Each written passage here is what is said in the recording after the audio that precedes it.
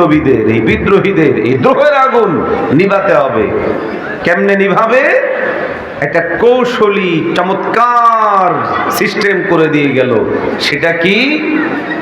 আমাদের টোটাল শিক্ষা ব্যবস্থাটাকে কোরআনুল কারীম শূন্য করে দিল। আরো আসতে বলে। এই জন্য এখানে যারা স্কুল কলেজ ইউনিভার্সিটির ভাইয়েরা আছেন, ভুলভাবে নেবেন না, মেসেজ বোঝার জন্য বলছি। আপনার প্রাইমারি স্কুলে কোরআন শরীফ শুদ্ধ করে পড়ানোর ব্যবস্থা আছে? হাই স্কুলে, কলেজে, ইউনিভার্সিটিতে কেন নাই? 5টি 7টি বিষয় আপনি পড়ছেন, শিক্ষক আছে, সময় নির্ধারিত আছে, ক্লাস আছে, বই আছে। প্রয়োজনে সেগুলোকে আরো পড়ানোর জন্য আলাদা ক্লাস টাইমের বাহিরেও আবার পড়ানোর জন্য ব্যবস্থা করে রাখা হয়। কিন্তু কোরআনুল কারীম পড়ানোর ব্যবস্থা নাই কেন? ব্যবস্থা রাখছে না কেন? ঠিক কি কারণে বাদ দিয়ে দেওয়া হলো? এই বিষয়টা খুব সহজ করে স্পষ্ট করে বলি, এটাই ইংরেজদের চক্রান্ত, ষড়যন্ত্র, অদৃশ্য চক্রান্ত, যার মাধ্যমে তারা এমন একটা প্রজন্ম গড়তে চাচ্ছে, ডাক্তার হবে কোরআনবিহীন, মাস্টার হবে কোরআনবিহীন, ইঞ্জিনিয়ার হবে কোরআনবিহীন, উকিল হবে কোরআনবিহীন। যুব সমাজের ভাইয়ারা, এই প্রজন্মের ভাইয়ারা, এই প্রজন্মের ওলামারা দীপ্ত শপথ নিতে হবে, স্কুল থেকে শুরু করে ইউনিভার্সিটি লেভেল পর্যন্ত মুসলিম সন্তানদের জন্য কোরআন শিক্ষার ব্যবস্থা করতেই হবে। অন্যথায় রাজপথ প্রকম্পিত করে হলেও এই দাবি আদায়ের জন্য কারা কারা রাজপথে নামতে রাজি? একটু হাত তুলে বলে।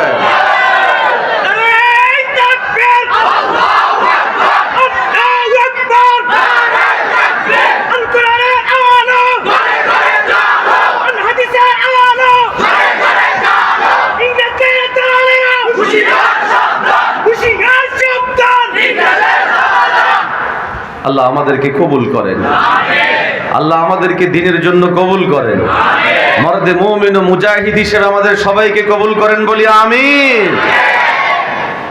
ষড়যন্ত্রের শুধু এতটুকুর মধ্যেই শেষ নয়, নতুন মাত্রা পেয়েছে।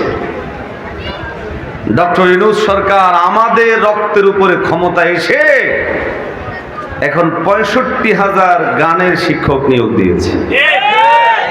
আরো আসতে বলে। এটা আমাদের তাজা রক্তের সাথে সবচেয়ে বড় গাদ্দারি, 65,000 গানের শিক্ষক নিয়োগ দেওয়া। এটা কোনো অবস্থাতেই মানা যায় না, এটা আমাদের জন্য দুর্ভাগ্য। এই সিদ্ধান্ত আসার পর দরকার ছিল বাংলাদেশের প্রত্যেকটা স্কুল থেকে মিছিল বের হওয়া যে আমরা এটা মানি না, মানব না। কিন্তু বের হইছে ওই যে ইংরেজদের সেই ষড়যন্ত্রমূলক তৎপরতার ফলাফল। ছাত্ররা বের হবে তো পরে, শিক্ষকরাও কি এই ব্যাপারে কোনো চিন্তা আছে? আরো আসতে বলে। মনে মনে ভাবতেছে যদি বের হই, যদি চাকরিটা চলে যায়, যদি চেয়ারটা শেষ হয়ে যায়। দুদিন আগে, 2 সপ্তাহ আগে আমার মসজিদে কোনো একটা বিষয়ে আলোচনা করার পর আমাকে মেসেজ দেওয়া হলো, হুজুর এটাকে আলোচনা না করলে হয় না। তাই বললাম তো নামাজই তো পড়াচ্ছি, এখন টোটালি বলা যেতে পারে যে এটা মানে বোনাস টাইম। কোন টাইম?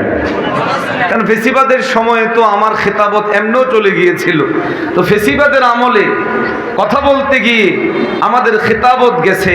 যে সমস্ত কারণগুলোকে সামনে রেখে এখনো যদি আমাদের মুখের উপর তালায় দিয়ে রাখি, কথায় যদি কোনো বলতে না পারি, ওই সময়ের এই সময়ের মধ্যে পার্থক্য কি? স্পষ্ট কথা, আমি আমার চেয়ার থেকে আল্লাহ, রাসূল, দ্বীন, ঈমান, শরীয়ত, কোরআন নিয়ে যদি কেউ কোনো কথা বলে তার ব্যাপারে দীপ্ততার সাথে প্রতিবাদ চালায়া যাব। এতে কার কি হবে? আমি বিন্দু পরিমাণ কুণ্ঠাবোধ করব না।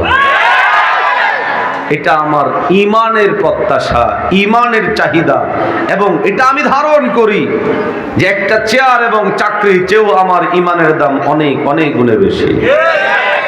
আজকে আমাদের জন্য জরুরি হয়ে পড়েছে গোটা দেশের সমস্ত স্কুলগুলো থেকে এট আ টাইম প্রতিবাদ জানানো। যে গানের শিক্ষক নিয়োগ দেওয়ার এই সিদ্ধান্ত বাতিল করতে হবে। আরো আসতে বলে কেন? প্রথম বিষয় ঈমান হেফাজতের জন্য। অনেকে ভাবে যে হুজুররা এটা নিয়ে এত কেন কথাবার্তা বলছে। ব্যাপারটা বুঝুন, আল্লাহ যে জিনিসকে হারাম করেছেন এই জিনিস পৃথিবীর কেউ হালাল বা বৈধ করতে পারবে? করলে ঈমান থাকবে?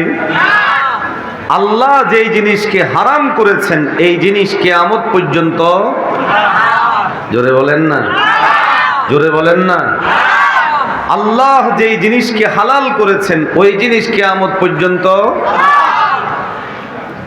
এখন গান হালাল না হারাম? আর একটু জোরে বলতে হবে, সবাই বলা লাগবে। এখন যখন শিক্ষক নিয়োগ দেওয়া হচ্ছে হালাল মনে করে না হারাম মনে করে?